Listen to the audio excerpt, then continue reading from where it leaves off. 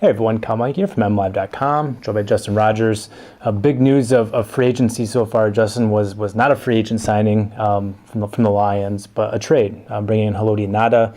We had a chance to talk to him this week, but going forward, Justin, they still have needs to address in free agency, and getting Ngata was the biggest thing they could have done, was bringing in a star to address that needed defensive tackle. But in terms of what else the Lions have to do going forward, what do you have your eye on? I think we agree. It's guard, defensive tackle, running back, cornerback are all places they need to address. Even with the addition of Ngata, I still think defensive tackle is of the utmost importance. There's reports going out right now that the Lions are done with nick-fairley. Negotiations got too rich for their blood. Anybody that read my column last week will know I actually support that decision. I think nick-fairley is a phenomenal talent. I think at the right price tag, they should have brought him back, but couldn't overpay for him. Durability is too big of a concern.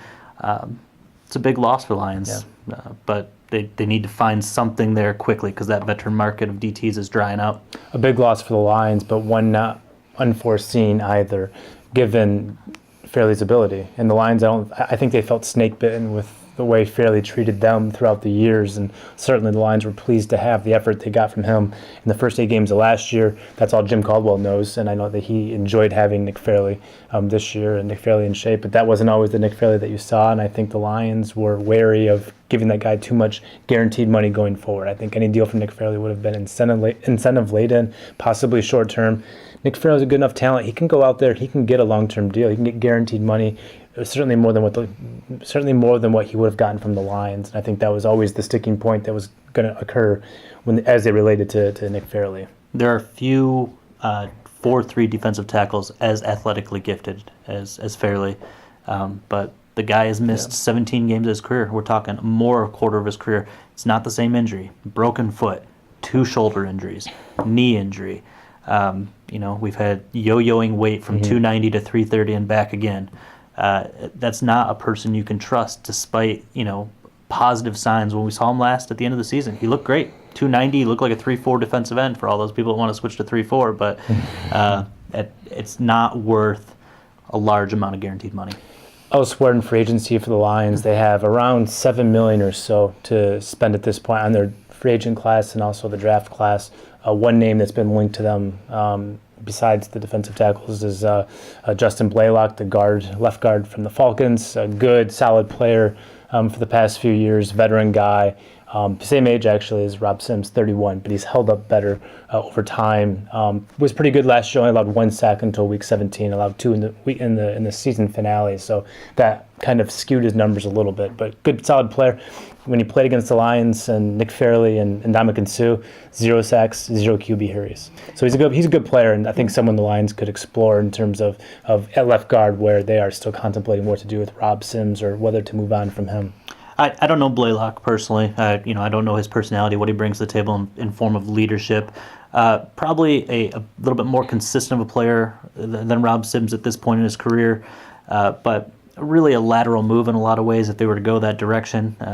I think you're looking for a cheap option. In terms of past performance, I think this concern with Sims going forward is whether his body will hold up. I know we both, there are injury concerns with Sims, I think particularly his back, just whether he'll hold up going forward. I think that's the big thing with him. And you saw that a lot in the first half of last season. I thought he closed the second half well and gave I guess a reason for confidence for bringing him back for one more year. Still think that's a position that they should address in the draft. I think there's a lot of day 2 prospects that could be good long-term fits at guard.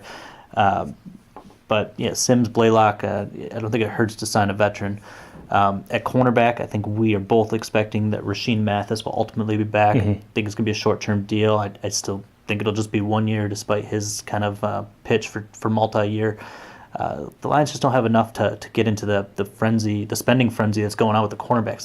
They're drawing the most, I guess, gaudy numbers in the free agent market right now. It gets really expensive really fast at cornerback, and the Lions have a solid player in rashean-mathis, and they don't need per se a number one type guy, a big money type guy. When you already have Darius Slay, I think the Lions are counting on Darius Slay being their number one guy going forward. They just need a guy to complement him, and I think Rashean-Mathis can do that and do that at a much more club friendly price than some of the guys that are out there in free agency at cornerback.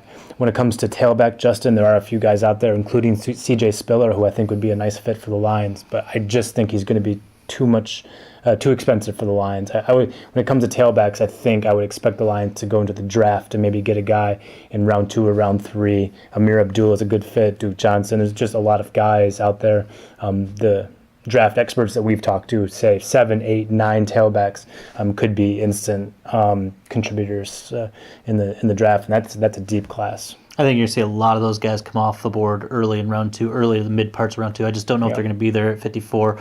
Obviously, Mayhew has shown a tendency, a willingness to trade up for running backs that maybe necessarily didn't work out. Javid Best and Mike LaShore. But, with Spiller, it just reminds me of so much of the Reggie Bush situation, not just because they're so similar with their skill sets, but their value on the market. I remember when Bush hit the market or was about to hit the market, and I just thought the Lions didn't have enough money to go out and get that guy.